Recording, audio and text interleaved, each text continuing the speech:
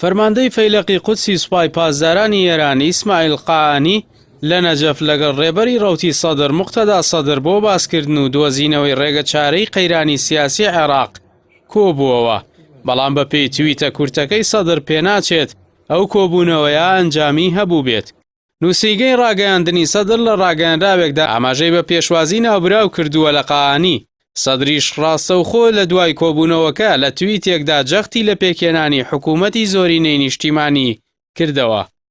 کوتلەی موقتەدا سەدر لە هەڵبژاردننی تشرینی دووەمی ڕابردوودا بووە خاوەنی زۆرترین کورسی پەرلەمان، بۆیە لەو کاتەوە داوای پێکێنانی حکوومەتی زۆرینە دەکات، نەک حکوومەتی تەبایی نیشتیمانی. ناوبراو لە تویتە کورت و پڕمانەکەیدا دەڵێت بە ناوی خودا نەخۆرەڵات و نەخۆراوە حکوومەتی زۆرینەی نیشتیمانی. زاراوەی خۆرەڵات و خۆراوای سەدر بەمانای ڕەتکردنەوەی دەسوەردانی ئێران و ئەمریکا لە پێکێنانی حکوومەتی نوێی عێراقدایە. لە چوارچێوەی سەردانێکی فەرمی ڕاگەیاندراودا ئیسماعیل قاعانی ڕۆژی شەمەی ڕابردوو گەیشتە عێراق، پێشتر لەگەڵ هێزەکانی چوارچێوەی هەماهەنگیدا کۆبووەوە کە زۆرینەی هێزە شیعە خاوەن میلیشاکانی لەخۆ گرتووە و بەشێکن لە دەستەی حەشدی شعبی، بەڵام لە دوای ئەو کۆبوونەوانە هیچ لێدوان و ڕوونکردنەوەیەک پێشکەش نەکراوە، چونکە نەریتی ڕابردوو بووە لە کاتی سەردانی بەرپرسانی ئێرانیدا ڕوونکردنەوە پێشکەش نەکراوە. ڕۆژی سێشەمەی ڕابردوو وادەی 4 ساڵی سەرۆکایەتی دکتۆر بەرهەم ساڵح کۆتایی هات. ئەنجومەنی نوێنەرانیش نەیتوانی بگاتە ڕێژەی یاسایی نیوە زایدیەک، واتە 165 ئەندام لە کۆی 329 ئەندام، بە پێچەوانەوە تەنها 58 ئەندام ئامادە بوون.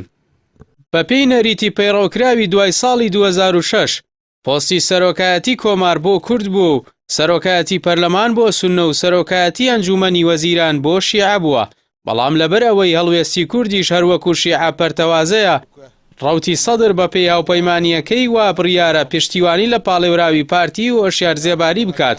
هەرچەندە پێشتر موقتەدا سەدر لە ڕاگەیاندراوێکدا ڕایگەیاندووە ئەگەر پاڵێوراوی پارتی هاوپەیمانی مەرجی سەرۆکایەتی تێدا نەبێت، داوا لە پەرلەمانتارانی کوتلەی چاکسازی دەکەم دەنگی پێ نەدەن، چونکە ئێمە بانخوازانی چاکسازین، نەک خوازیارانی دەسەڵات و حکومڕانی.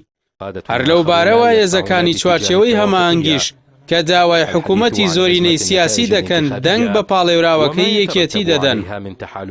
ڕۆژی یەکشەمەی ڕابردوو دادگای فیدراڵی پاڵێوراوی هۆشیار زێباری هەڵپەسارد تا ئەو سکاڵایی لەلایەن 4 پەرلەمانتارەوە لەسەری تۆمار کراوە یەکلایی دەکرێتەوە. ئەو پەرلەمانتارانە داوای هەڵوەشاندنەوەی پاڵاوتنی زێباری دەکەن بەو هۆکارەی ناوبراو مەرجی دەستوری داواکراوی تێدا نییە، لە سەروی هەموویەوە مەرجی دەستپاکی. بەو پێی پەرلەمان لە 2016دا لێپرسینەوەی لەگەڵدا کردووە و متمانەی لێوەرگرتووەتەوە.